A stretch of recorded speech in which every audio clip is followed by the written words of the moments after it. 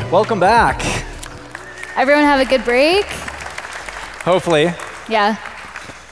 Well, we're really excited to talk to you guys today about really what applies to each of us here, or will in the new future, which is the age of the algorithm and how are we going to survive as practitioners with this coming. I'm Chris Mayfield, and I'm VP of Product at Pluralsight. And I'm Bhavika Shah. I'm a product manager at Pluralsight. And if you don't know Pluralsight, we're a technology learning platform. Our whole mission is to really close the tech skill gap and democratize tech skills. And to go a little bit about what we do, Bhavika? So I'm a product manager on the Skill IQ team, and kind of how that fits into democratizing tech skills is that my team and myself, we work on the ability for users to take technical skill assessments and measure their skill proficiency, identify their gaps, and then use Pluralsight content to help them close those gaps.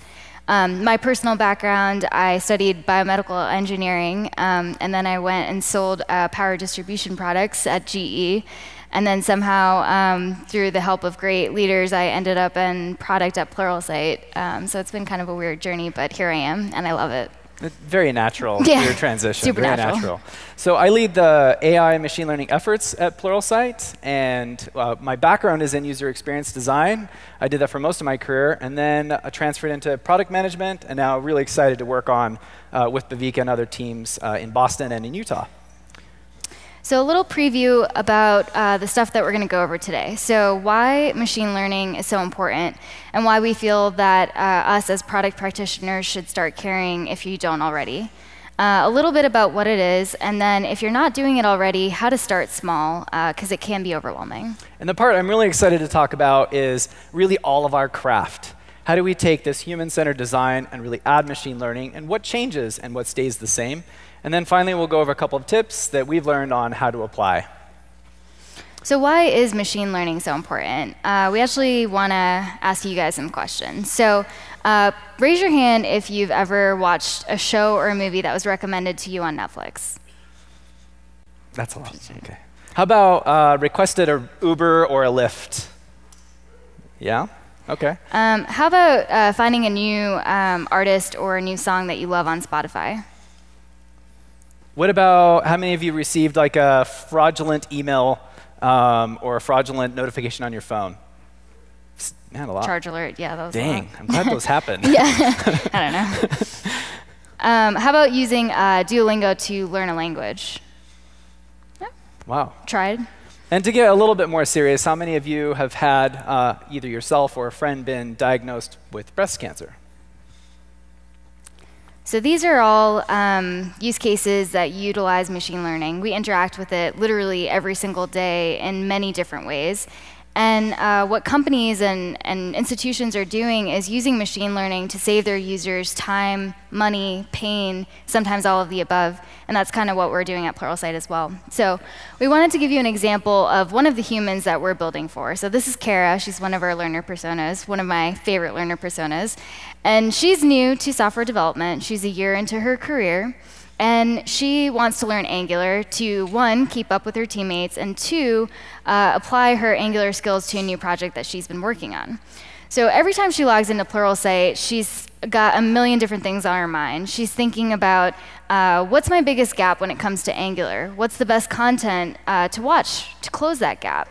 I've only got 20 minutes, so what's going to give me the most bang for my buck in that time period? And I need to watch this on my commute home, so can I do that?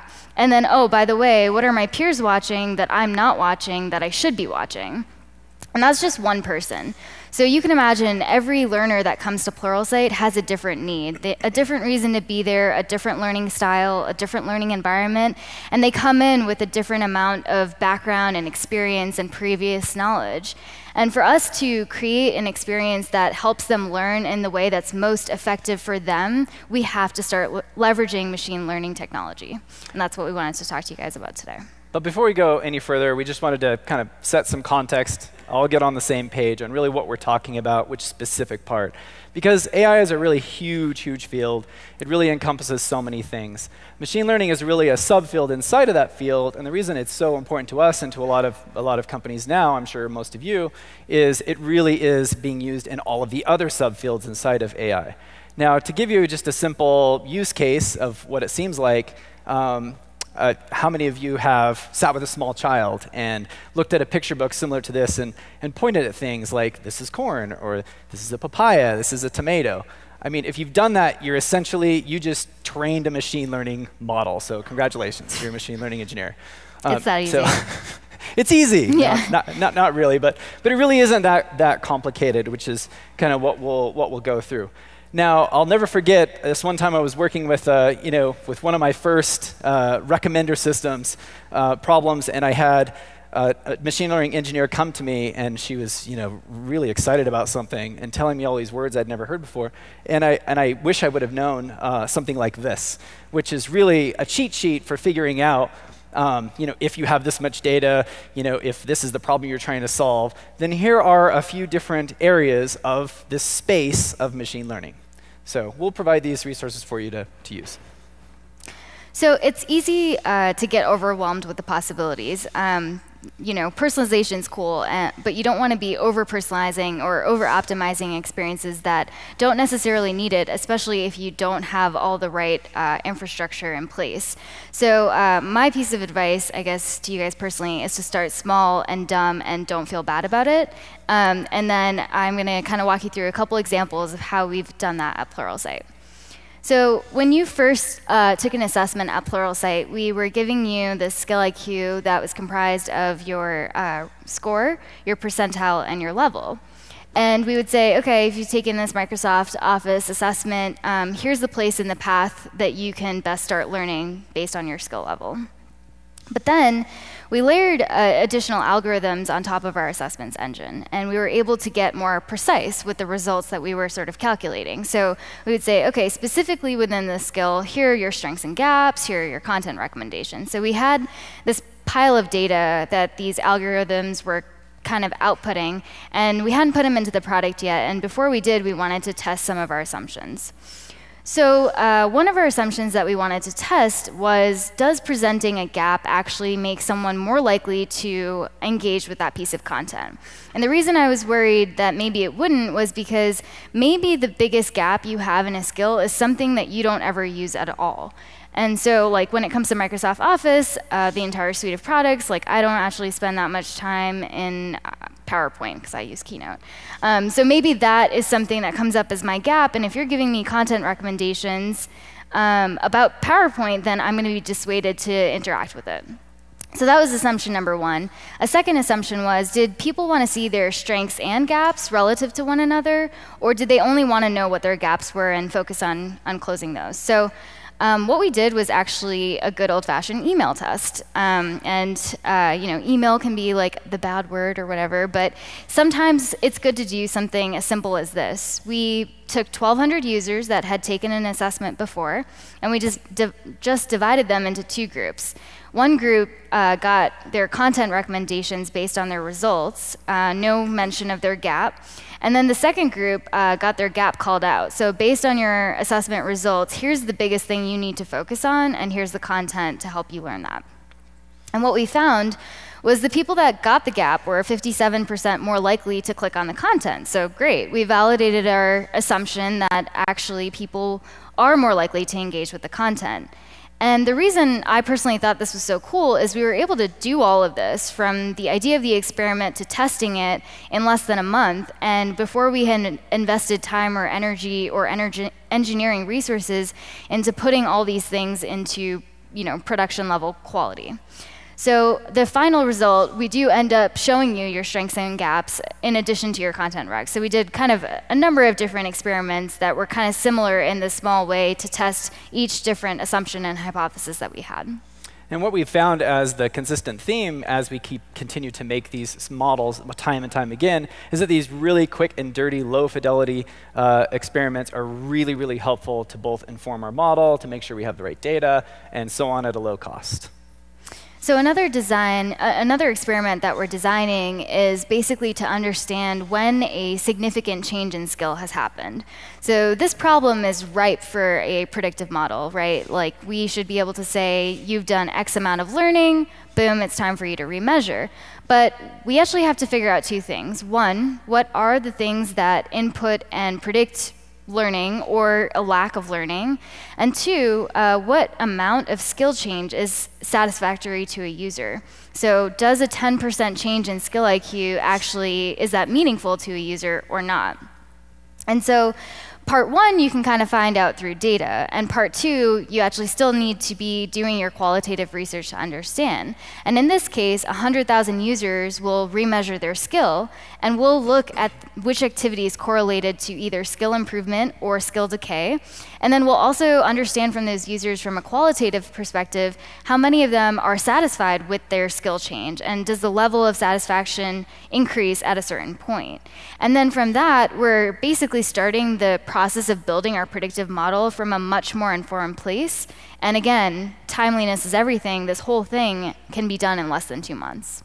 So the thing to really remember to call out here is that in both of these case studies, the feedback loop is really, really key and really important. And we've heard that a lot today in some of the other talks, just that feedback loop. But what's even more important about a machine learning algorithm is that feedback is actually part of the machine learning algorithm or model. They're really made up of 3 components: your inference or predictions, your error or loss rate, and then finally your learning. So when you think back to the situation of the corn, when you send that kid out into the world, they're going to see corn that looks like this. So you need to be able to figure out, like, did they know what that was? And if so, you need to be able to help that model learn to be able to predict more accurately. You'll also see, probably most likely, corn that looks like this, and unfortunately even corn sometimes that looks like this. So you can see these models are alive. They need to continue to update, which is why feedback is such a huge and important part. So another thing that we wanted to talk to you guys today is how your human-centered practices, things you're already doing to understand your users, research, and test, need to evolve once machine learning becomes a part of the picture. So that's what we're going to dive into now. What's so exciting about this is that there's so much that still stays the same that gives us the ability to build on top of our existing practice. Jess from Google really said this amazing quote here: if you aren't aligned with the human need, you're just going to build a very powerful system to address a very small or perhaps even non-existent problem. And this is like human-centered design for the win, right? This is what we are trained to do. So to double click into that a little bit, I mean, we all still have jobs. There's nothing to be worried about. In fact, we even more have a job to eliminate bias and all the issues that happen when we play with models like this. Now, at Pluralsight, we use a framework called directed discovery, which was created and invented from our chief experience officer, Nate Walkingshaw. And really, it's this framework for us to be able to put all of our tools that we use as human-centered practitioners into an organized manner. This allows the whole organization to get on board. What we're not going to cover or talk about at all is the left and the right. Those are important, but not really relevant as much to this conversation. But what we do want to quickly go over is really these different gates or areas. So personas, that should be very familiar. Those are just those things that help us understand who our customers are. Voice of customer is really all of the tools that we use to help us uncover and unearth and synthesize our customer problems. Customer preference tests, that's really where we figure out, did we really understand the needs, and can we build something that will be applicable to them? And we've heard some examples of that today. And then finally, customer confirmation tests, which is like where the rubber hits the road. Did we do good with our other practices? And is this really, these are tools that we can use to help us see the behavior. What we're really doing and talking about is we're just adding a few tools to each one of these areas. So what we are going to do is double click into the middle 2. And the reason for this is we found that in the work that we do, this is where we spend most of our time, in the voice of customer and in the customer preference tests. And some of the tools actually are applicable even later. Yeah, so as Chris mentioned, kind of the voice of customer phase is still pretty much exactly the same. We still need to understand who our users are, what their problems are, and look at their problems kind of from all different angles. So the things that we're kind of talking about adding in here are just a different way to help us do that a little bit better and think about how we can introduce new behaviors that are more applicable for something like a machine learning model. So the first thing is some AI-focused questions, and Chris is kind of going to go into some detail on those. But basically, thinking together as a team, different ways that AI can positively change the behaviors that your product has. The second is this idea of a confusion matrix. So machine learning is all about making a prediction, and then your prediction is either right or wrong. And so understanding the impact of that, and we'll get into that in a little more detail as well. And then the last thing is this idea of a utopia or an outcome-focused narrative session. And with that, what we're thinking is that there's such an opportunity to kind of create this incredibly personalized and unique experience. And sometimes it's important to kind of take a step back from the UI and the UX and just think about, if anything was possible, what would that look like? And kind of what do we need to do to get there, and why wouldn't we do that? This gives our teams an opportunity to really not think about the UI or the code or the tech base, and to really just think about that perfect human state that gets us one step closer to truly meeting the user's needs. So I'm going to just give a quick example of these AI-focused questions. And really, they revolve around thinking about a real-life, make-believe, if you will, human expert. If a human expert could perform the task, for example, if a human expert could coach Bhavika to skill up in machine learning, what would that human expert do? What feedback would that human expert need to have every single time Bhavika did something? Thinking about your problems with your team in this manner really helps unlock and open up opportunities to see patterns and other areas that machine learning can help out.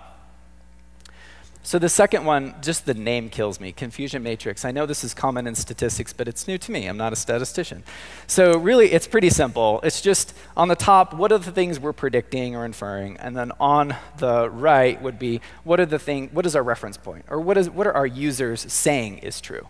Now, what's cool is, obviously, if you predict it's true, and it's true, like it's a 97% match, I'm going to like this movie, that's awesome, and that's good.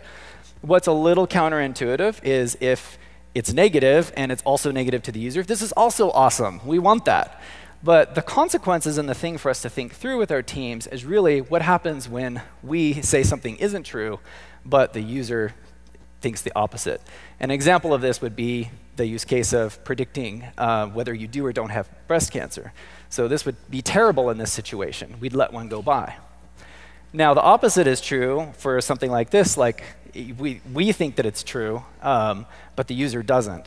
And an example of this would be, think about spam. If you're looking for an email and it never showed up, that would be an example of our algorithm being tuned a little too high. We need to pull that back a little bit.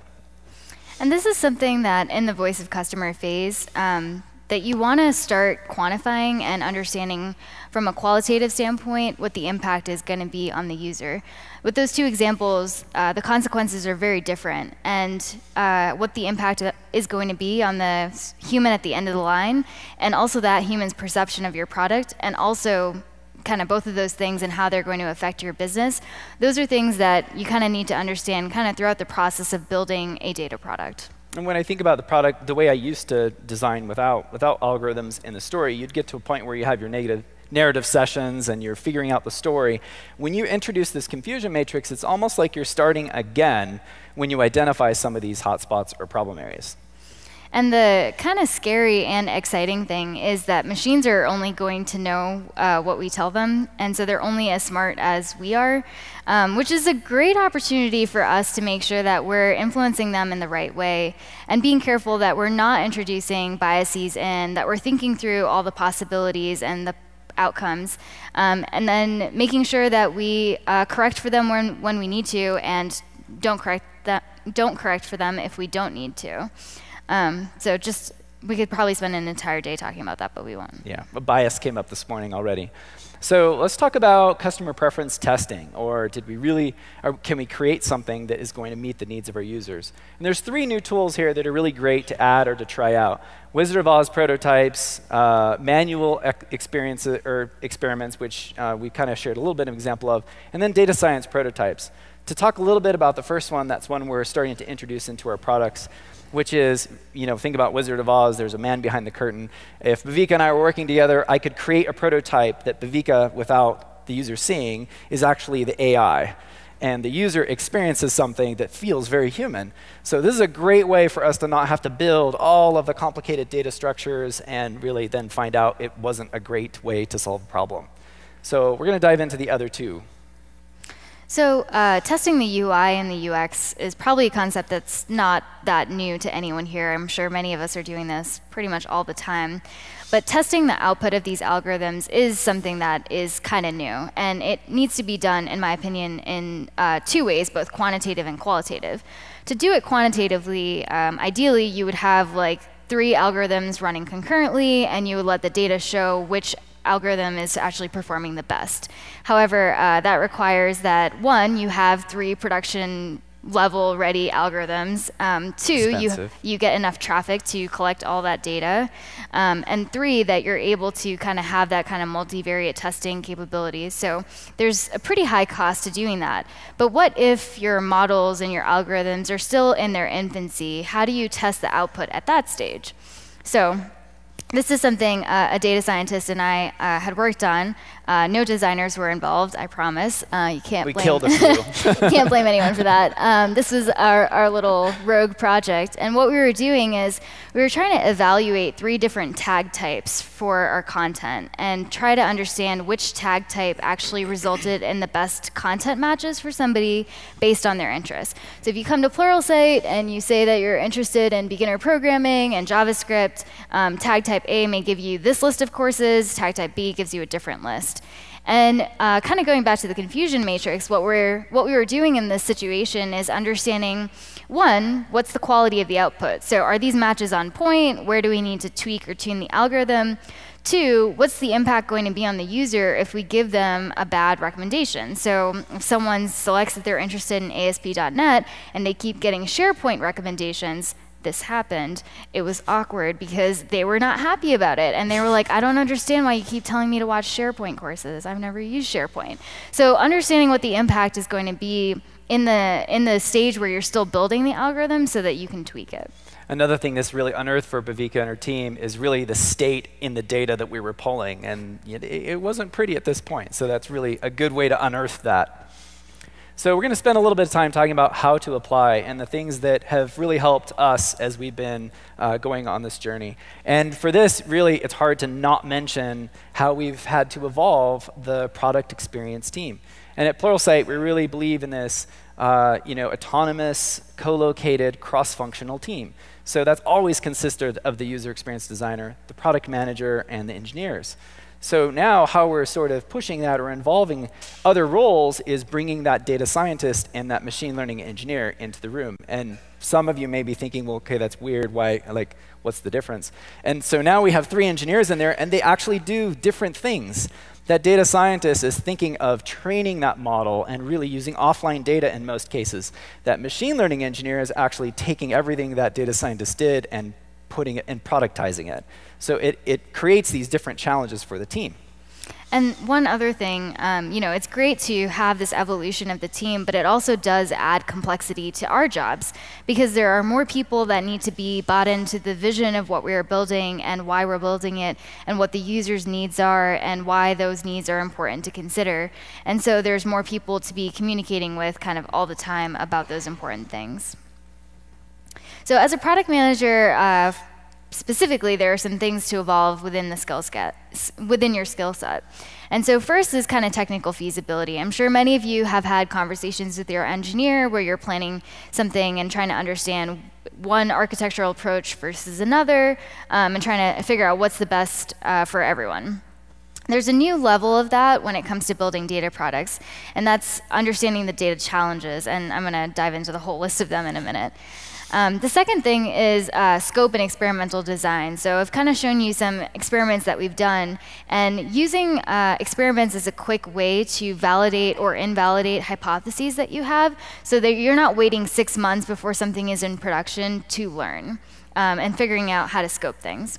And then the third thing is just doing cost versus benefits analysis. So believe it or not everything needs a machine learning algorithm to run it. And so trying to understand with your team and also the cross-functional stakeholders, what is the cost of doing this with machine learning versus not, and then understanding if it's going to be worth it in the end. In some case, division's the best algorithm.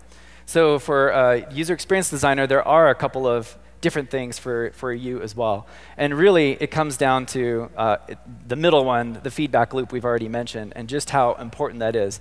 But what is interesting to call out here is the way that you design that experience of giving feedback into the product can actually introduce or eliminate bias from the user. So that's a really new, thoughtful thing for us to think about and consider as designers. And you have to bring up the creepiness that can sometimes happen. And every single audience, every user that you guys serve is going to be different. And for us, we have to think about how creepy it might be if things feel like off a little bit. And finally, really, the timing and the fact that now these products and services are alive. They change and they adapt, not just day 1, 20, 30, as if it were a decision tree, but the second time, third time that you come back all the time. It can shift and adapt and change, sometimes for the worst. Yeah, I wasn't sure if I wanted to say this. So I obviously watch Netflix because I feel like most people do. And so this is going to get a little personal for a second. But many mornings I wake up and I put Netflix on in the background. And I'm only watching one of 2 shows. And against my better judgment, I'll tell you what those are. It's Friends or Gilmore Girls. But it's pretty much every day between 6:45 and like 7:15 in the morning that I log on and I do this. And so sometimes Netflix doesn't have it there. Like, it's like they'll show me trending, or they'll be like, based on that horror movie you watched, and I'm like, Netflix, it's 6:45. Like, there's only one thing I do at this time of day.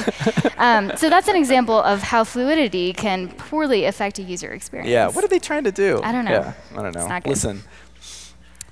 So the data challenges I kind of alluded to earlier, this is definitely something that you have to kind of mentally prepare yourself for, mentally prepare the team for, because they are inevitable and they are challenging. But not to be like a total Debbie Downer in that situation, but they are overcomable. So I kind of group these challenges in 2 different ways. So there's the access and availability challenges. So do you have enough data? Is it accessible for your team? And is it just available in a usable manner? That's kind of challenge set number 1. And then the second thing is, once you know, yes, we actually do have the right data, we have enough of it, then your team needs to figure out, and is it clean? Are there clear signals in the data, and is the data labeled? And if it's not labeled, how are you going to go about making it labeled? And I'll be honest, these are challenges that are not just for us kind of as product individuals to be figuring out, but especially the data scientists and machine learning engineers, but it's important to be with them through that process. 3 of the last things I can recall Bhavika and I working on, we had to go back and design different things to gather more labeled data. So this is really common. The other thing to point out here is if you were to go and grab a machine learning engineer or a data scientist and ask them, like, where do you spend most of your time? It's going to be 70% of their time is spent trying to figure out the data, where to get it, how to clean it, like how to label it, and so on. So this is definitely a problem. Which leads me to I guess you can call it like a pitch to you UX designers in the room. This is a huge opportunity to think through what is the UX of AI. And there's 2 different parts to this. The one part is your product team, which includes the data scientists and engineers. But like, how can you use algorithms, clustering, natural language processing to better synthesize your data? That's an interesting story over there. Even more interesting to me is sitting with those engineers. Do a journey map of your model. What did it take to go and create that? This is a space and an area that if we can find ways of decreasing the time from idea to value out in the product, it's going to be huge for the company. You'll be able to spin out new algorithms much quicker. And then the other important thing is kind of as individuals, just making sure that we're investing time into learning the things that you need to learn to be able to have these conversations with every member on your team. We have a bunch of resources. We'll post them in the Slack channel, and we have them in the slide deck as well. But just taking the time to understand those high-level concepts, the practices, look at companies that are already doing this at scale. Like, how did they get there, and what are they doing? This is something that we're both pretty passionate about it, so we spend a lot of time just doing it. Sending articles to each other. It's a process. But it's definitely worth it. And I think of it a lot when I was practicing in user experience design. It was so helpful for me to understand what front end was like what makes something move on a page. And getting into the details there really made me a better designer. And it's no different here as product practitioners with algorithms. So last but not least, kind of how we wrap it all together. So if you're going to take it step by step, start with a quick and dirty proof of concept. Just one little thing, one little quick way for you to deliver some customer value. 2, make that one small complete loop. Make sure you're introducing feedback into it and having your algorithms learn from it. 3, duplicate that to solve a different problem, because every time you do this, it's going to be different. It's going to help you surface new challenges. And it's really tempting to go straight in and to think about architecture and to think about scale. But as Bhavika mentioned, first ship a couple of those models, design a few of those, and then you can take a step back and look at the architecture and then figure out how to scale, scale, scale. And that is all, really. Yeah. Hopefully we've convinced you that machine learning is kind of amazing. We had to introduce that fire animation. Against our design best judgment. Yeah, thank you for letting me do that. But thank you all for your time today. We really appreciate it. Thank you.